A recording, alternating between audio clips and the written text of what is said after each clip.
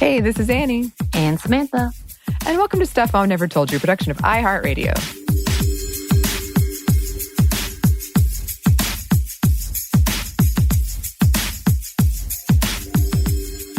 Here's my question for you today, Samantha. Yes. What is your favorite karaoke song? Oh, that's a cruel question because I have several. I have several. You can give a handful. I'll allow that. A handful. Yeah. Let me think. So I do love a good Fiona Apple song. Uh-huh. And Criminal is usually the one I go to. I think everybody loves that. Mm-hmm. I will also do every now and then, if I'm feeling really courageous, a Salt and Pepper song. But I'm not good at it. I've seen this happen. You pulled me up once, and I was very confused. You didn't know what was happening. And that's when I realized we have very different tastes in music. No, I knew the song, but I had been talking to someone, and all of a sudden I was pulled up and singing a Salt and Pepper song. That's what it was. Yes. So wait, so what is yours? Oh, I'm surprised you didn't say No Scrubs, TLC. Oh, I do love a good note. See, that's what I'm saying. There's so many. Yeah, you also do say my name a lot. I do a lot of Destiny's Child. It's true. It's true. TLC, Destiny's Child, all day. Yeah, that's what I associate. Every time I hear those songs, I think of you. So, yes. Hand over heart is warranted. Yes. Mine are much nerdier than yours. Because I love a classic Mulan, Be a Man. I feel like that's all of the house stuff work. Honestly, producer Andrew really loves it. Yeah. Honestly, I feel like I pick the ones that are goofy that I know everyone's going to get into. Now I've started choosing the Pokemon song because people always sing it. I don't know that song, but I like choosing it because everyone gets into it. I didn't know that was a thing. Yeah, I didn't either, but now I love it and I do it every time. I believe that's also a producer Andrew's preference as well, the Pokemon song. Yeah. Him and our other past super producer on the show, Dylan. I used to really love, I love My Shot from Hamilton, but what is the one people always are like, you have to sing this one? And it's just my thing now, and I don't know how it really happened. Is it what is the song you used, the Radiohead song that you Creep? Yep. Where I started crying on stage. That was a different time of my life. I'm not in that period anymore. I have moved on. Oh, it's, oh my gosh, Get Back by Ludacris. Get Back by Ludacris. Really? Yes. I don't know if I've ever seen you do this. I do it every time because I did it once and now everyone requests it and is you have to get up there and do it. I do know all the words. I could do it without the lyrics. But right now, I want to do Evil by Tiffany Haddish from the Lego 2 movie, but no karaoke place has it. It's a shame. But that's my next one I'm going to tackle. I think you could do that too, yes. Anyway, moving on from karaoke. Today we are talking about a topic that you, Samantha, you have been dying to talk about this for a long time. This has been on my list for a couple of years now, yes. And I'm very, very, very excited that we finally got to approach and get into it. And we got into it as much as we could because there's so much to unpack, but it was so good. Yes. So what we're talking about is misogynoir, and particularly when we look at women in the hip-hop industry and what does that look like. And to have this conversation today, Eves, wonderful Eves from Female First, she put us in touch with a friend of hers, Kiana Fitzgerald, who is an amazing writer. And she joined us to have this conversation and was fantastic. Such a delight. So without further ado, let's get into it. We like to start with a very basic, simple question. Can you introduce yourself to our audience and tell us a little bit about yourself? Absolutely. My name is Kiana Fitzgerald. I am a freelance writer, a cultural critic, and a DJ. And I've written for a bunch of different places at this point. But I got my start at NPR, which is a very, very great stroke of luck. And I was able to finesse that into a full-time position there after an internship. And then I kind of bounced around to a couple of different companies before landing at Complex. And there I was able to really dig into hip hop and the way that we kind of interact with our artists, with our influencers, with our producers, just all kinds of the intricacies of what makes hip hop hip hop. So ever since I left Complex early last year, 2019, I've been freelancing, as I said, and I've been able to work with Rolling Stone, with Billboard, OK Player, The Cut, Nylon Magazine, a bunch of different cool places. I did a cover story on Megan Thee Stallion for Paper Magazine last summer. It was one of the most exciting things I've ever done. And yeah, I've just kind of been trying to parlay my experiences into a bigger career that I couldn't have dreamed that I could have. And we're so excited to have you. I'm not going to Yes. lie. Yes. As we've been getting prepared for our interview, of course, I'm stalking you on the interwebs. That's what we do. That's the professionalist in me. But yeah, and reading all your articles, you do such a fantastic job. And writing about your interviews and just your interactions is fantastic. And I love how you make it as, I don't know what it is, but the way you have the conversations or the back and forth is almost like you're rapping in that conversation. Ooh, So I was like, I love that.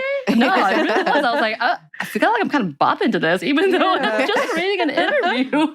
That's fantastic. It is. It's so good. And it's such a beautiful, I love, especially with what we're talking about today. And we're talking about misogynoir and hip hop and what is happening in that industry. And it's been something on my mind for a while. I know Anney and I talked about it when I first joined Stuff I'll Never Told You a couple of years ago, that this is something that I want to tackle. We want to talk about it because it's so intriguing to see an industry that is so influential, but at the same time, it holds women back in such a way. But at the same time, there's challenges of those who can make it and who can't.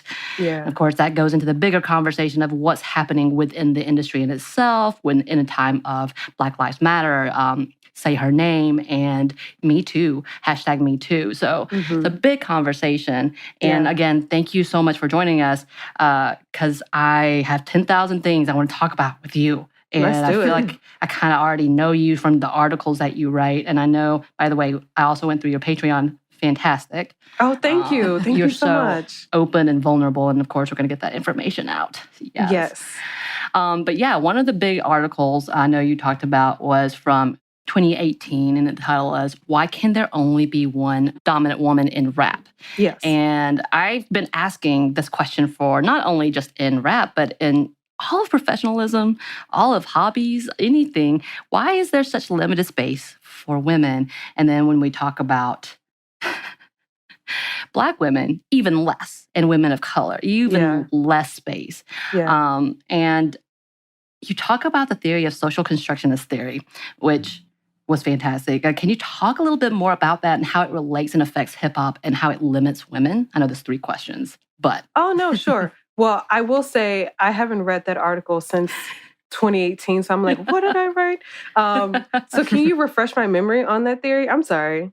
No, you're great. You're great. You pretty much just talk about, you actually quote and say, once the leading cast of female rappers dwindled, the space for women in rap restricted by default. If there are fewer women rapping at prominent levels, then there's less room needed for them. And it isn't like, if it's filled, then it's done, it's over. And then you talk a lot about the competition because you're talking specifically about Nicki Minaj and Cardi B. And then you even, and from my era, Foxy Brown and Kim, Lil Kim. And you talk about that whole like feud, and it didn't come around until Missy Elliott and they did Ladies Night. Yes. And that kind of like, oh, wow, look at this. Women together can rap together and support each other. What is this? But you kind of talk about what is it that men are so afraid of that they have to constrict the space for women so they don't have people to compete with. Absolutely.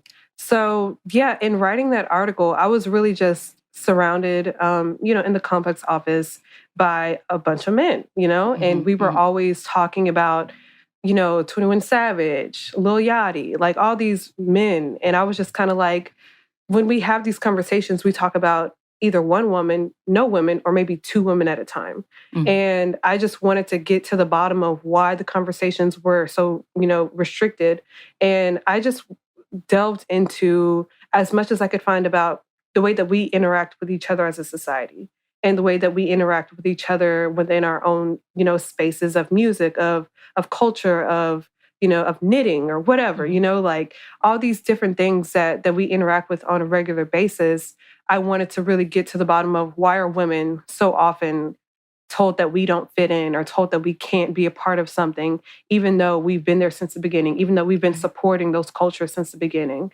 So I really wanted to just shed light on the fact that there doesn't have to just be one dominant woman, as we've seen, even in the past 6 months, like Flo Milli has come out, Light Skin Keisha's come out, but there are so many beautiful, amazing, talented rapper Mulatto that are coming out. And it's like, we don't have, like the conversation that we were having in 2018, we've evolved from that. And I'm grateful for it, but there are still like obstacles that we need to face and obstacles that we need to overcome. But in terms of that period in time, it was literally Nicki or Cardi. Like there was no way around it. And like you said, it kind of harkened back to the Kim versus Foxy era, where it was like, well, you can only pick one. Who's your favorite? Who's your favorite? And it's like, well, I love them both and I can't pick, and that's, I'm not gonna lie, I was Team Cardi in 2018, but that was more so because of like, she was young and fresh and exciting, and she seemed like a person that I would have wanted to hang out with. And Nicki is very much a diva, which is not a bad thing. But I just I thought she was more personable. So at that point in the article itself, I did not lay out my allegiance, but I was very much just trying to investigate why we were even having the conversation of one woman being dominant at a time. Right. And you made a great point about the fact that it was the patriarchy and misogyny in itself that pinned them against each other. It wasn't even them. At one point, you even talked about her, Cardi's tweet saying, y'all trying something and it's not anything. We're just hanging here. And she's like, we could be making out and you're still going to say, exactly, we're competing against each other. And that's exactly kind of what you were talking about. It's like, this is not, I think since then, things exploded, but at that point in time, it didn't. And at that point, Cardi was talking about how much she loved Nicki and looked up to Nicki Minaj and how big of an influence she was before they started going back and forth and having a feud. And she had gotten the first #1 hit as a rapper, a female rapper, and everybody congratulated her, including Nicki Minaj. Yeah. And it's kind of like, who is making this happen and who does this benefit? Yeah. And you talk about that. Yeah, it's definitely like, like I was saying, just the microcosm of being in the complex office and hearing the conversations there, that kind of like, you can extrapolate that out and talk about like the media in general, especially like Black culture media, the Breakfast Club, that kind of thing. Like they really perpetuate a lot of that conversation. So, it just gets to a point where you either try to ignore those conversations that are happening, or you get embattled in these conversations yourself, and you're like in the comments in the shade room, like going back and forth with people, like arguing or whatever, like trying to just like make a point about the fact that there doesn't need to be like this small, finite amount of space for women. And a lot of times, when I wrote that article, I got a lot of great feedback, but it still kind of felt like I was screaming into a void. It felt like I didn't quite have the, like, I wanted like a huge conversation to happen. I wanted it to be like, let's talk about this. And like, it happened in like my immediate circle, but like, it didn't really happen as far as like, now we're having this conversation on a podcast that is not about music or hip hop specifically. Right. Like, this is what I wanted to happen. And so I'm very, very happy and grateful that we're having this conversation now. And you're right. Even when your article came out, people referenced to your article because there was not a lot of conversation to it. Nobody was actually writing it out or actually digging into it. And you did. You came out with some studies. You're like, this study, and it was fantastic. Even though people have been talking about it, even though people say there's a problem, and it's the obvious answer is misogyny, patriarchy, misogynoir is there, of course. Yes. But how do we break this down? And you did. You talked a lot about it, and even went through like a generational point because you kind of brought it up again when you talked to Megan Thee Stallion and talking about what it would look like if the ladies' night was reframed and she did it. And who would be in it and how many people would be in it. She was like, I'd have 20 people. Yeah, exactly. Which is even better. But yeah, and you kind of already tapped into this? Because you talked about that there's more names, and I know you interviewed the City Girls, which, by the way, I was listening to that as I was doing more research. I was like, nice, all of this. Yeah. But do you still see that whole limiting space? The fact that they say, okay, here's your 3 girls, enjoy. Here's your 3 female rappers, enjoy. That's it. That's all you can have. Do you still see that happening today? Well, I definitely want to reference a song that just came out with the City Girls. It's the Do It remix by Chloe and Halle. So the City Girls are on it, Mulatto's on it, and Doja Cat is on it. And I was like, oh my God, this is like a mini ladies night. Like I was so excited. So yeah, I think that fortunately over the past couple of years, and I'm not sure if it's because Cardi was like such a phenomenon and we were like, we want more of that or what, but that door has kind of been kicked open. And women are just starting to pour through, especially like I said in the last 6 months. They're like Chica. Oh my God, I can't believe I forgot to mention her. I did a cover story on her like last week. It's fantastic. That's the article I'm actually specifically talking about, where it just felt like it was like a bop in its writing. I was like, yes. oh, okay, here we go. Absolutely, yes. So, you know, I like as I'm talking, I'm like, oh her.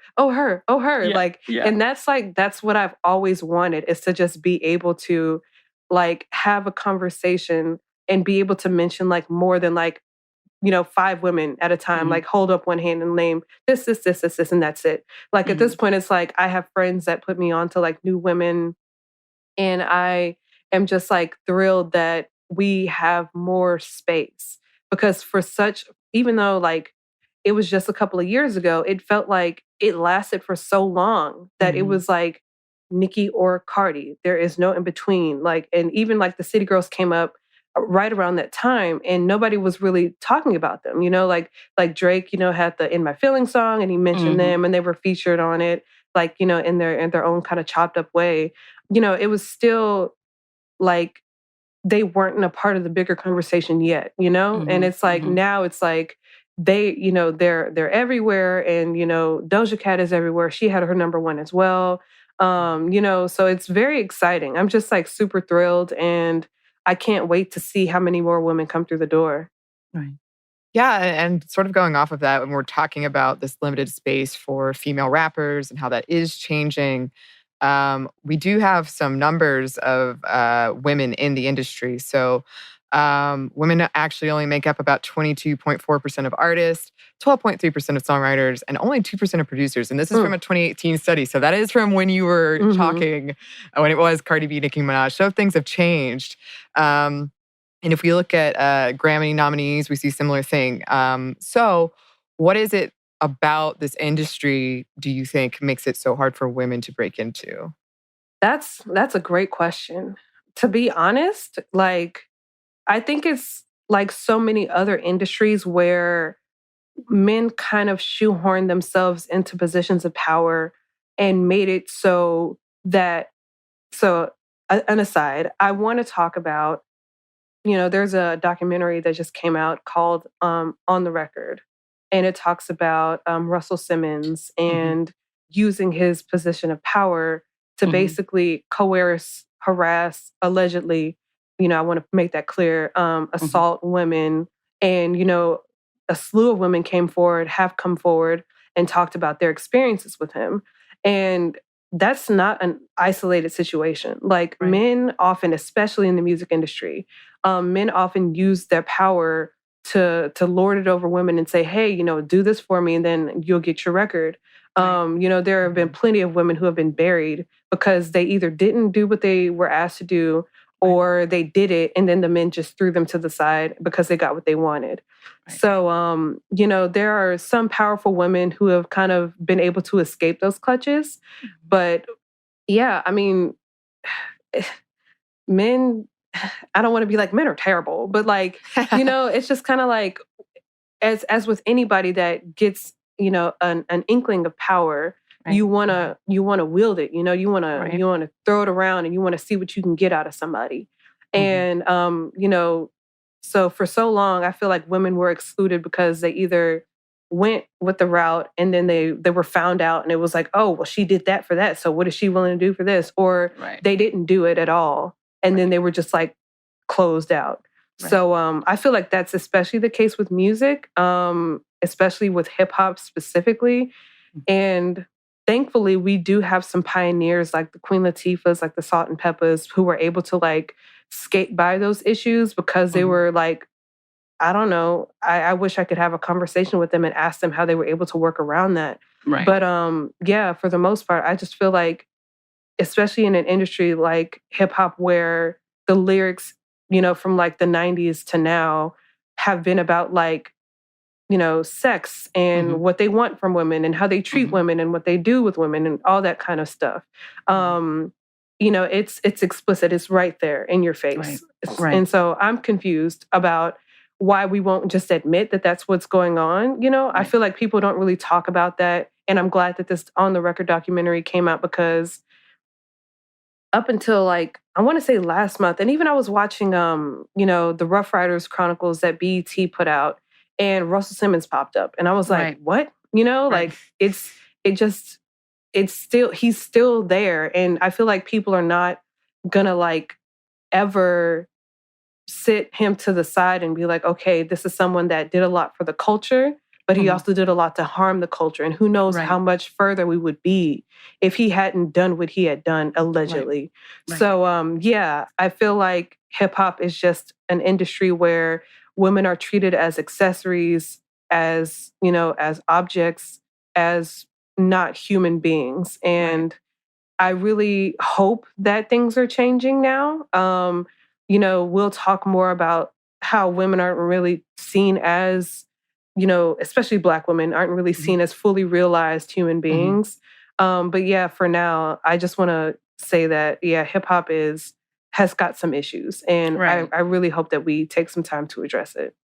I mean, we're going to get into that even with the Megan Thee Stallion controversy, not even controversy, things that she went through, the fact that she had gotten shot and people's jokes and continued like dismissal of her pain because of the stereotypes, because of this idea that Black women not only should be stronger than everybody else, but should defend everybody else, even when they're the victims. And it just has this thing. And because that's so ingrained to a certain degree that there's a level of protection of we know what's happening when police are called and we know what we see. And so therefore, what is the lesser evil and what's the better choice?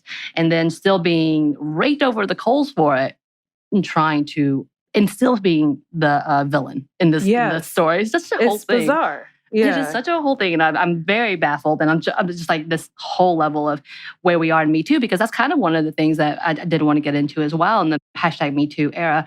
It seemed like, even though it was started by a Black woman, it seemed like a lot of hip hop kind of got away with it, kind of skated by. It took forever for even R. Kelly to have to answer some of the things that he's been accused of. And it became a documentary. And we already know kind of the history of him and Aaliyah. And you're kind of like baffled. You're like, it's right there. Yeah. It's right there. I don't understand. Exactly.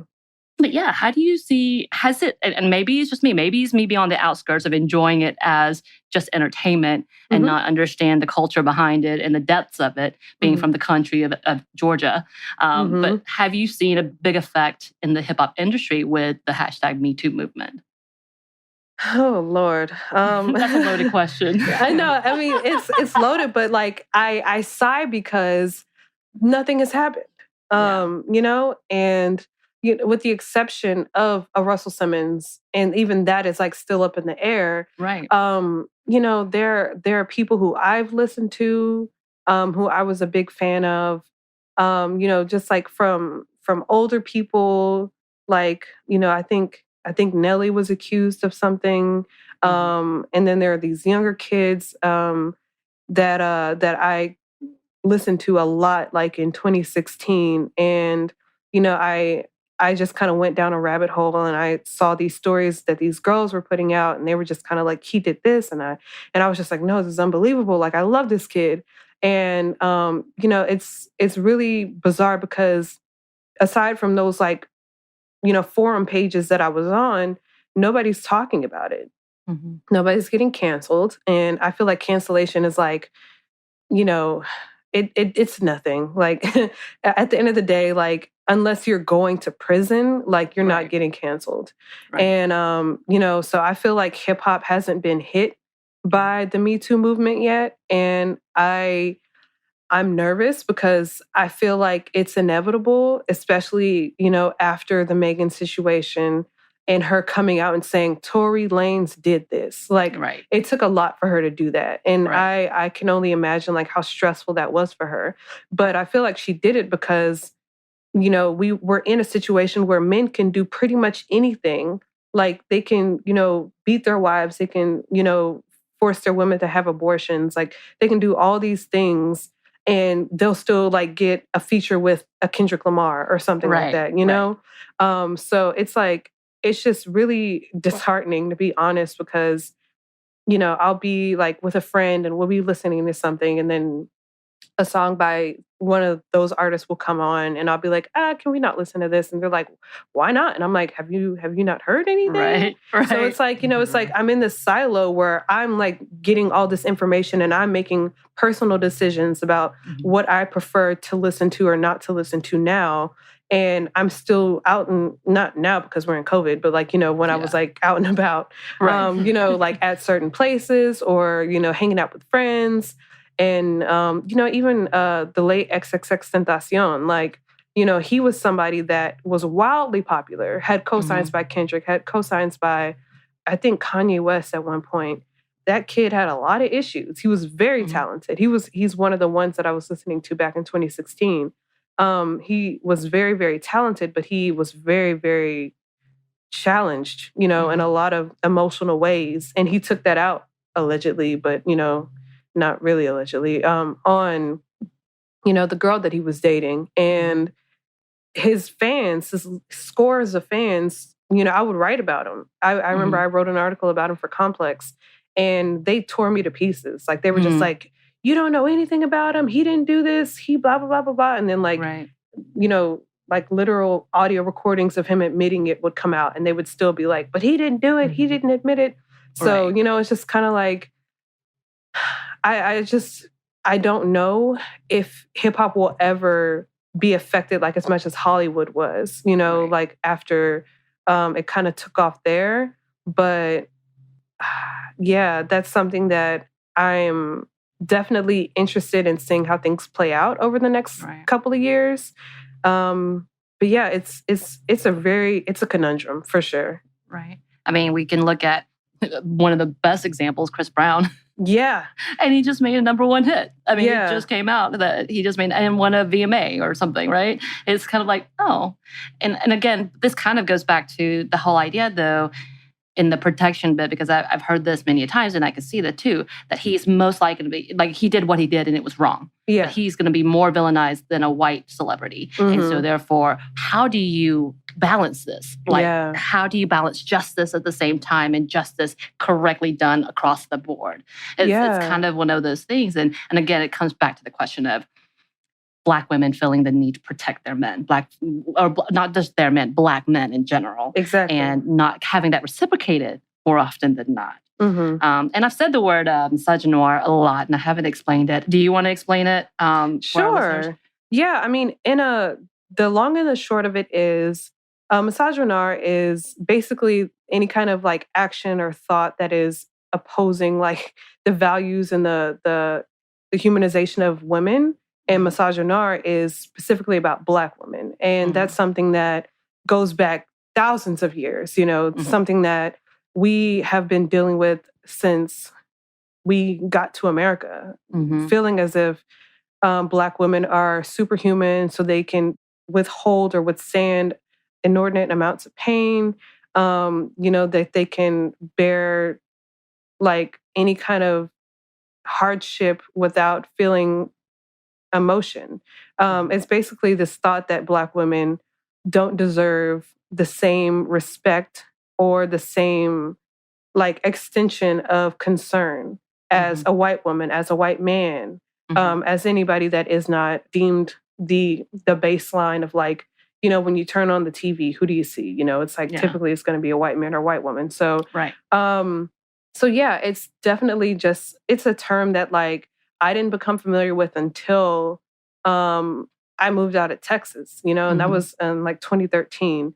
I had experienced it for sure. Right. But I didn't know what the word to put to it was until I like got to NPR and I started talking to like Gene Demby, and he's super smart, and it's like, so I'm like, oh, what's this word? So I'm like doing my Googles and trying to figure it out. And I'm like, oh, snap. Like this is exactly what I've experienced in the past. Exactly. And it was termed in 2010 by Moya Bailey because it's so specific that it needed it. It is kind of how we talked about intersectional feminism and why we have to differentiate that from feminism and why that is so important. And you see that as the layer of, oh, this is bad, but this is even worse. Yeah. And this is where we're falling apart here. And it's a bigger issue. And until this is resolved, the bad thing can't be resolved. Exactly. And it's kind of that same thing. And it is interesting that we've gotten to the point, and that's kind of hip hop in general, and especially Black women coin, and we talked about language for a while, kind of coined many of phrases that we use today that is popular and that is very useful. Yes. And this word specific today it is exactly what it is, and it is exactly why we have a breakdown, and misogyny can't be resolved until misogynoir is resolved first. Exactly. So, thank you. Sorry, I realize I throw words around without explaining them sometimes. And I forget that not everyone has this job. Yeah. Surprise. Surprise. Sorry. Yes. We have a lot more to cover in this conversation, listeners. But first, we have a quick break for a word from our sponsors.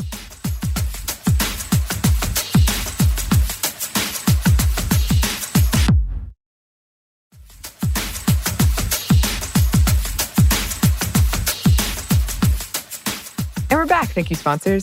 Let's get back into it. So if we look specifically at Megan Thee Stallion, why do you think there is such a divide when it comes to believing her or victim blaming her? Well, I mean, number one, this whole conversation is about, number one, she's a woman. So we're not going to listen to a woman over a man just because of how the society is built. Number two, she's a Black woman. We just talked about misogynoir. And number three, she's extremely attractive. She's someone that has built her career on how beautiful she is. And that's not I remember when I first started listening to her, I was like, wow, like she is so subversive. Like she figured out a way to turn men's desires into her own power and really like come into her own and step into her own and be somebody who knows exactly what she wants and knows exactly how to, distribute like her feelings of strength to her listeners. So, she's very, very sexual. She's very attractive, and she uses her body in a way that like a lot of people don't. She's just very, very innovative in that way. And I think that because her body is such a big part of her act, I think people don't take assaults on her body as seriously as they would a Taylor Swift, who doesn't like go out there and twerk and like doesn't like do things that that people like Megan or other rappers who may follow in her footsteps do. So I think it has a lot to do with the fact that we're so used to like objectifying her, and now we're like taking that to another level in terms of, okay, like now, oh, she got shot in the foot. Oh, that's funny. Like she twerks with her feet. Let's make a joke about like the fact that she can't twerk anymore and like where's her money going to come from, and we're not going to think, it's just like this like extension, like it just goes beyond any real point of concern. And that's the thing. Like I had a conversation with some friends recently, and we were just kind of like, if she had been killed, like this would be a completely different story. Like it'd be like, oh, this is tragic. She was so young. She was so talented. But she got shot, like, and it wasn't life-threatening, thank goodness. And now it's like, oh, whew, we can wipe our brow on that one and move on, but let's like crack some jokes along the way. Right. I think that's a big part of it. And it's like, it's really frustrating because say Tory Lanez had been shot by somebody, it would be a different situation. It would be like, oh my God, he survived. He's a real man now. Like he, he's, 50 Cent got shot 9 times and he, he used that in a song. Like he made a movie about it. You know, it's like, it's all this stuff. So it's like, why, when a man goes through a certain situation, like we say that this is like proven that he's like a G, you know, like he made it out, he made it through. But when a woman gets shot, it's like, let's crack jokes and let's pretend like she's not actually healing right now. Right. Yeah. And in fact, as I'm watching the comments unfold, and the misogynoir was ridiculously staggering. Everything from them blaming her because she was masculine. And when I'm still thinking, like, who the hell thinks she's masculine? Have you seen her? Exactly. I mean, there's nothing about her that's masculine. She's got a deep voice. Okay, she raps. How is that making her any more masculine than anyone, the next person? Exactly. If you say that's masculine, that's a whole new definition. That's fine, because that needs to go out the window anyway. Yeah. But like, that she was too masculine to be empathized with. They couldn't empathize with that because obviously she can handle it. Or just saying that she was getting... she knew what she was getting into because of the person that she was with, as if she deserved it because she gave a man a chance that may have a volatile past, or may talk a big game about having a volatile past, or just plain out saying she's lying. Those things just kind of blew my mind. I'm sitting here watching that unfold. I'm going, what? She's not even the one that's saying anything. And until people started accusing her of this BS, she finally had to be like, hey, stop. This is not funny. I have to defend myself. Why do you think this is often the reaction for violence against Black women? And especially in the music industry, you kind of already stalked into that. But again, why do you think this is just the automatic reaction? Because we saw that happen to Rihanna too. Yeah. Rihanna, until her pictures were leaked. Yeah, I think a big part of this is, I mean, and she kind of like came out later and like showed her feet, like where she had the stitches and everything like that. Like, I think just culturally, we're in a place where if we don't see it, we don't connect to it. Like, we're, especially because of like, you know, the Black Lives Matter movement, and like, you know, us seeing so much violence against Black people on a regular basis. Like, you know, like Breonna Taylor, for example, we didn't see that happen. So we don't have justice for her, you know, like, but with George Floyd, we saw that happen. I didn't watch it. I can't watch any more of those videos. But, you know, it's like we saw that happen, and he was a man. So it was kind of like, okay, like, this is serious. Let's get out in the streets. Even though we have this virus going on, let's do whatever we need to do to get this done. And so to bring it back to Megan, you know, because we didn't see her actually, like, you know, get shot, I think that's a big part of why people are like, you know, she's lying, or let's make a joke, or let's do this, or whatever. Like, I think that's a big part of it. But also, you know, like we were saying, after the Chris Brown and Rihanna situation happened, I think a lot of people were still hesitant to believe Rihanna, or quick to say, well, what did she do to him? You know, like, it's always like, how did this situation play out? As if it's any of our business, number one. And number two, you know, like, just the simple fact that we're not privy to the conversations that these people have, the relationships that these people have, the way that they interact with each other. There are so many layers to this. And yeah, it's like, you know, I unfortunately, I have like friends and family members who have been in abusive situations. And even like in public, and people have like not done anything to help them. And it's like, you know, like there was a specific situation where someone that I know was, you know, being hit outside of a club. And then when she started hitting the man, that's when everybody came up and was like, well, what are you doing? You can't do that. You can't do that. And it's like, you know, as a Black woman, we just expect people to always defend the Black man. And I think it's because Black men have been through so much historically, you know, from Emmett Till. You know, there are so many stories that we don't even know that Black men have been through. So it's like we automatically want to wrap our arms around them and say, hey, we got you. Like, we're never going to let you down. We're never going to like put you out on the street. We're never going to do this. So that's a big part of it as well. But yeah, with Megan, it's mind-boggling. Like you said, it's baffling. I can't make heads or tails of it. And for that reason, like, and a few other reasons, but definitely because of like because of that situation, I took a step away from social media. I was like, I don't even know what is going on with people anymore. Like, to make a joke about somebody being shot, like literally, like, come on. So, yeah, that's a long way of saying she deserves way more than she's getting. Right. And you're right. Maybe part of this is the normalizing of having gun incidents, which is baffling in itself. Because I'm like, if you think on your own, how many of you had, people who want to make these criticisms really have that level of experience? It's just kind of like, why are we taking this as if it's not a big deal? You got shot, no matter where, no matter what. It was whatever. Being shot is a trauma. Period. Exactly. So this is a whole weird conversation that we're having that's like, not a big deal. Yeah, that's a fucking big deal. It's a huge deal.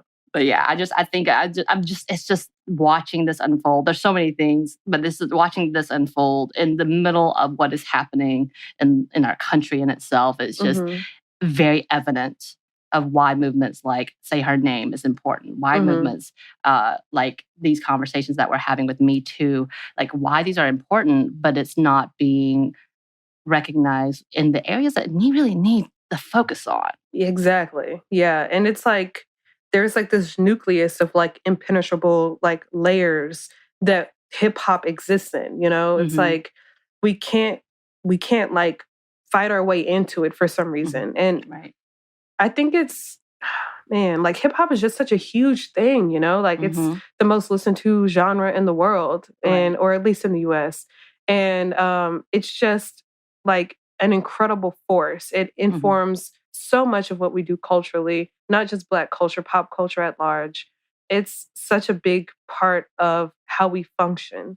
And I think for that reason, we're afraid to really take it down to size. We're afraid to like pare it down and say, here are the rotten layers and let's get to the core and let's try to figure out like how we can make this better for everybody. Because right now it's like men, like men run it, men reap the rewards.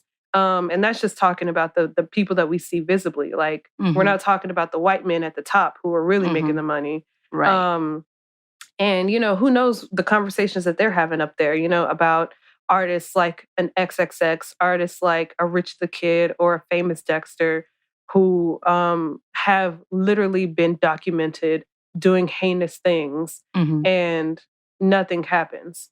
So, and it's like, these artists are, cash cows for a lot of these labels and a lot of these companies. And I think that there might be some orchestrations behind the scenes. I don't know this, like from experience, but I can only imagine like that these people want to protect their pockets. So, they're probably doing as much as they can to make sure that the wheels keep turning and the gears keep moving and the money keeps coming in. Right. And the way you say it, there it seems to be a hierarchy of who is expendable and who is not. Exactly. Yeah. Speaking of Megan, her newest hit, WAP with Cardi B. Yes. Had a lot of people talking. Yes, it did. Yes. And it's been an ongoing conversation and kind of controversy about women freely talking about sex and wanting sex. That's something we've talked about on the show a lot. Why do you think this double standard, especially in the hip hop industry, is so overwhelming and ongoing?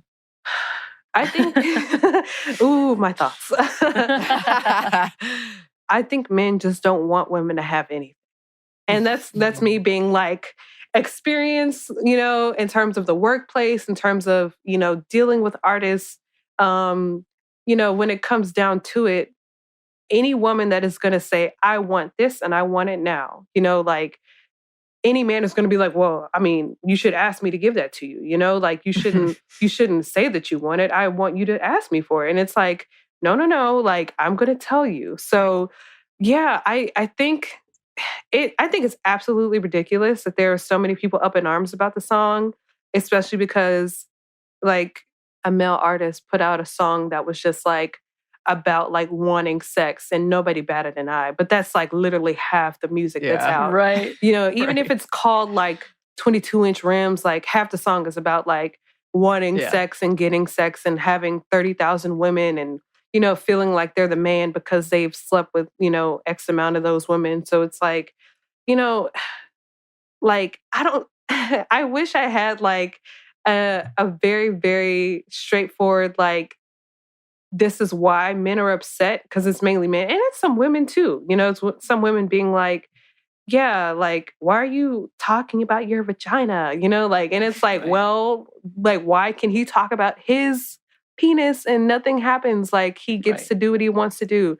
So, Right. yeah, it's just very much befuddled. Like, we've been using the words baffled, befuddling. Like, it's confusing. Like, I don't understand. It does not compute. Like, Right. I'm having such an issue. Like that's WAP is my sister's favorite song right now. Like, she's 32, she's grown, but like,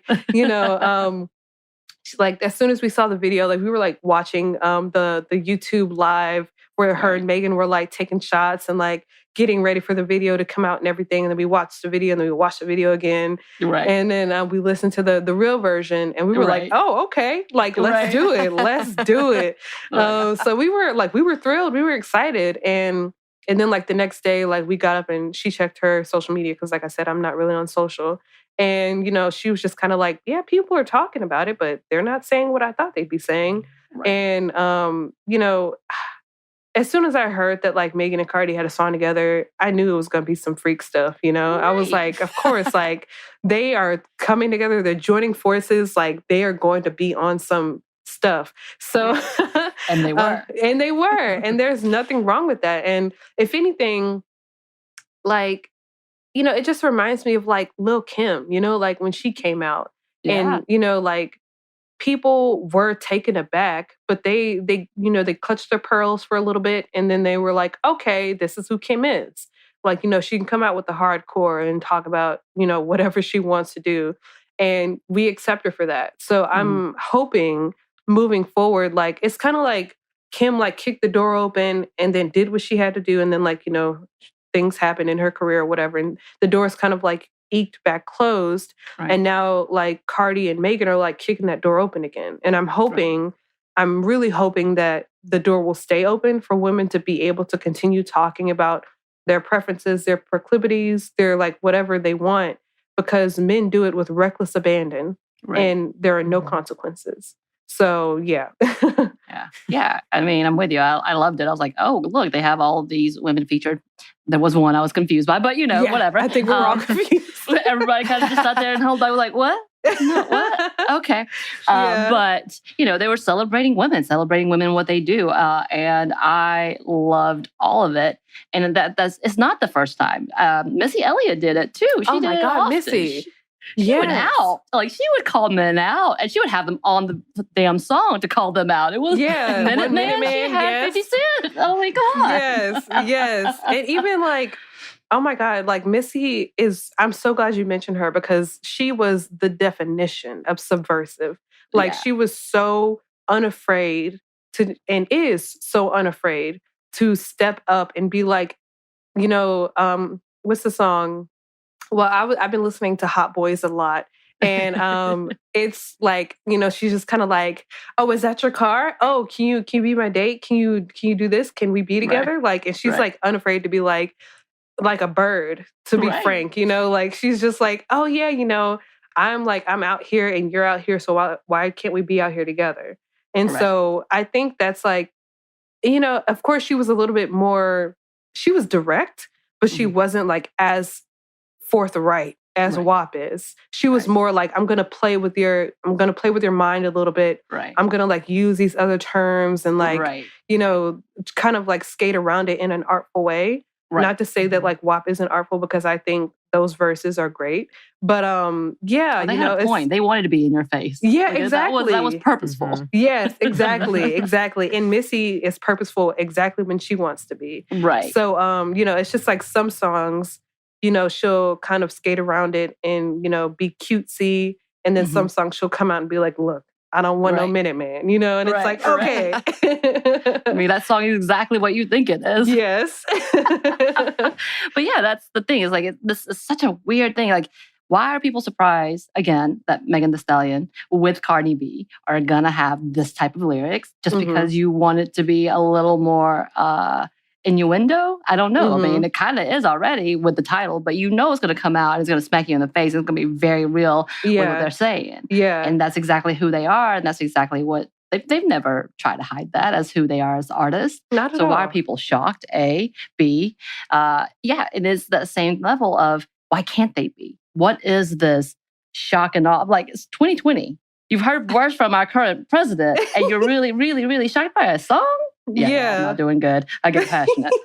I'm not doing good with this. But yeah, like what is this shock of what's happening today and why, especially when it's in a positive format? Like, yeah, exactly. It sounds and like I in think, your face, but it's consent. Come on. Yeah, it's consent. And it's like, why? I'm not trying to talk down on men. I'm trying so hard not to. But like they can, they can make a song and say that they're like gonna slip a drug in someone's drink and they're gonna have a good time. And I'm like, so that song can hit top 10 on Billboard and nobody bats an eye. Mm-hmm. But WAP did it go number one? I think Yeah. Okay, yeah. So thank goodness. Which I was like, I don't know about this one because in terms of streaming and everything. But hey, they did it. But yeah, it's just kind of like I just question our values when we can listen to two powerful women speak about what they want consensually, as you said, and we're taken aback by that and we're disgusted by that. Like that just kind of speaks to like the level of power that we have as women in this country. Like that just kind of speaks to the level of respect that we have and the amount of just grace that we're extended, like we're just there. We've come very far, obviously, but like we have so much work to do in this country, in this industry, in hip hop specifically. There's like a lot to be said and done because we shouldn't be having, I'm grateful to be having this conversation, but like we shouldn't be talking about men getting shot. We shouldn't be talking about like people being up in arms about a song about sex. Like what, it just doesn't make any sense. So I'm hopeful that, like I said, like the doors will remain open so people can continue having the freedom to speak about what they want and what they need in their lives. But for now, like we're going to keep talking about this stuff. And I'm like, all right, let's try to like educate people and like expose people to different perspectives. Right. We do have some more for you listeners, but first we have one more quick break for a word from our sponsor.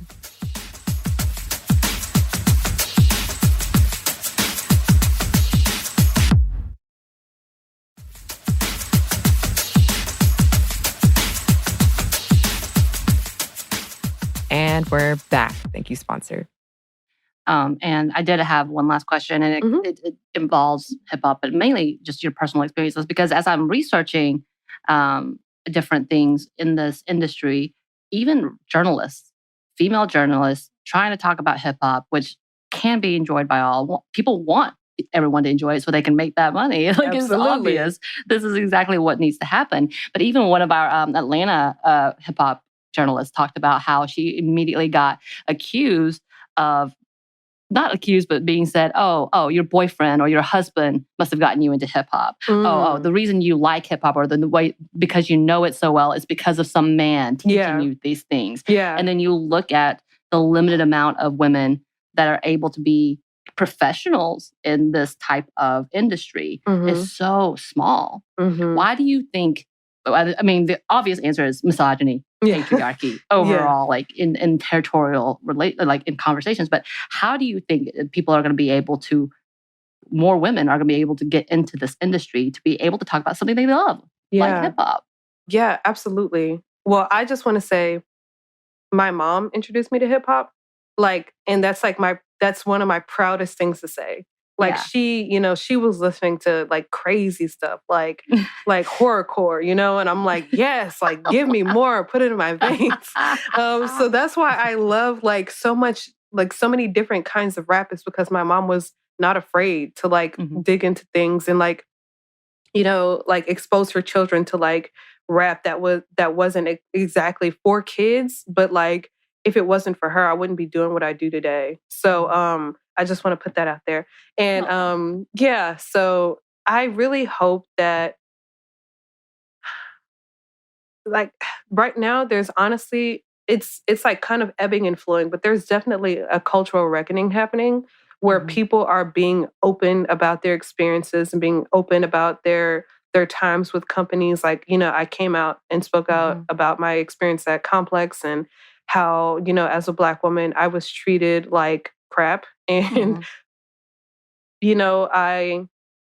I was really afraid to do that. But I understood that, like, I want to make that place isn't going anywhere. Like, we may have given it a black eye, but Complex isn't going anywhere. Right. So I want to make that place better for the next woman that comes behind me. And I think that's a way that we're going to be able to, like, systemically change the industry, like, even from a journalistic perspective, is by saying, like, hey, I had this experience. I don't want you to have that experience. Even before I signed the NDA, I called every Black woman I knew. And I was like, this is what happened to me. I just want you to be aware, look out, like, take care of yourself. And so I think, like, for so long, it's been a whisper network of, like, how to stay safe and how to get ahead and how to do X, Y, Z. And now, like, we're much more public, we're much more open, and we're much more, bold. We're not afraid anymore. And for so long, I think we've been kind of held under a thumb of, like, well, you should be lucky to be here. You should be lucky that you have the opportunity to have this experience. And the truth, the honest truth is, they are lucky to have us. Because, like, number one, we are delving into topics and addressing things and just shedding light on so many issues that, frankly, like, men don't think about when it comes to hip hop. Like, when I came up with the dominant woman idea for Complex, like, nobody else was talking about that. Like I said, even in the meetings, it was like, oh, Cardi might come up in conversation and Nicki might come up in conversation, but nobody was connecting the dots. So, I really hope that these companies and these organizations and these publications will see the value that we bring to the table, because there are obviously, like, tons of men in the rap game who can benefit from speaking to women journalists, just because, like, when it comes to, like, men conversing with men, they're just kind of like, oh, bro, let's talk about this, unless they're, like, super, super professional. But, like, the conversations that I've seen, I'm just like, so you really just, like, had a homie conversation. Okay, you didn't really, like, ask any real questions. All right.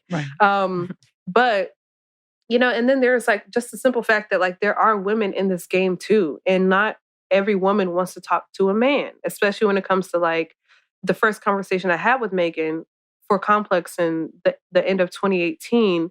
I was asking her, like, why do you think people, and even at that point, we were talking about her lyrics. And I was like, why do you think some people say that your lyrics are too explicit? Like, what would you say to those people? And she was like, I'm not going to rap about what I don't do. I'm not going to rap about popping pills and shooting people. It was just so bizarre that she said that. She was like, I'm not going to rap about that because that's not what I do. I'm going to rap about my body and what I like to do with my body. And I just don't imagine, like, a man asking her that question. So, at the end of the day, I really just hope that we continue to be open and about our experiences, because I think that's the genuine, honest way that we're going to see some movement happen. And I really, I have a lot of hope. I do. And my hope lies in the people that I support. There are so many great writers. Taylor Crumpton is an amazing writer. She actually wrote a piece about, Megan's shooting and how I did. I read that. Yeah, she's an incredible writer. EVA Anney is a great writer. She used to work for OK Player. Now she's a freelancer as well. Shamira Ibrahim is a great writer as well. I could list so many people, but, the thing is, we're all freelancers right now, and we want homes. We want to be able to, like, settle in somewhere and have the support and the development and, the tutelage, we want those things. And we're doing great right now, but I really hope, like, in the next year or two, we can all find a place to land so we can really, like, settle in for years as some of these journalists, like a John Caramanica, he's been at the Times for decades, or, at least a decade now. And he's doing amazing work there. But like, I would love to see a Black woman in a similar position. Yeah. I think when we actually see that happen, and when we see that we can stop having cancel culture, which is not even, again, you said it before, no one truly gets canceled. That's not a thing. Nah. Mm-mm. Unless they're insignificant people with menial jobs over, and they get canceled for something dumb. Everybody's fine. Everybody is fine. That it's interesting to see like this whole label when it's not canceling. It's just a rectifying of what's happening. Mm-hmm. And I know that took a lot of toll on you as an individual coming out. And of course, I love to see the support because people were supporting you in that. But the fact that you had to go through all of that nonsense and the anxiety and overall like compromise in yourself, like, what do I do? How do I help the situation is incredibly encouraging, but disheartening to see at the same time. Like, you don't want to see your fellow people having to do this BS to try to correct a situation. Exactly. Yeah. It's, leaving Complex was one of the most difficult things, that I've had to do. And, I'm bipolar type 1, and that comes with depression and mania. And I was swinging back and forth through those things when I was going through my exit, because I was emotionally all over the place, and extreme stress triggers my episodes. And that was an extremely stressful period. And I ended up having to be hospitalized like right after that. So, it was like, it was just a really sad situation because I worked really, really hard to get there. And even though I had some people warn me along the way, like, I'm not sure if that's the place you want to go, I was like, you know what? I busted my tail. I did what I had to do. I want to be here. And I thugged it out for like almost 2 years. And then it just got to a point where, it just hit a peak where I couldn't handle all the things that were coming at me anymore. And, I tried to be as graceful as I could. And, at the time, it was really scary. But like, the scariest part was like losing my voice. And I'm forever indebted to Tiffany Wines. She's the former Complex employee who came out and spoke out and invited me to come out with her. And I was like, for so long, I was hemming and hawing. I was like, I don't know. And then eventually I was like, you know what? Nothing is going to change if we don't speak up. And, thankfully, there have been people in other publications who have had similar experiences come out and say their own stories. And I feel like that's really the only way that we're going to move forward, and the only way that we're going to like expand as an industry is, is if we're open and honest with ourselves. Yeah. I hate that it takes that toll, though, that you have to be that vulnerable in order to get justice in any sort of way. Yeah. But I want to thank you for that. I know for so many people who are in your industry, that takes a lot of courage to even try, because it's not for you. This doesn't benefit you in any least way. No. Like, there's nothing about this that's like, oh yeah, this is really fun for me. Yeah, not at all. It was, I still can't believe I did it, honestly. Yeah. Like, I'm just like, Kiana, what? Like, but, I had to do it, like I had to. Like, I would have regretted it for the rest of my life if I hadn't come out and spoken out, because there are just so many people who feel like they don't have a voice. And at the end of the day, like, journalism is about giving voice to the voiceless. Right. And even if I'm not doing that through my medium, which is like exactly what I do for, I still am so focused on like, how can I benefit the Black woman coming behind me? How can I benefit the Black woman above me? How can we all, mutually assist each other? Like, that's such a big part of what I do.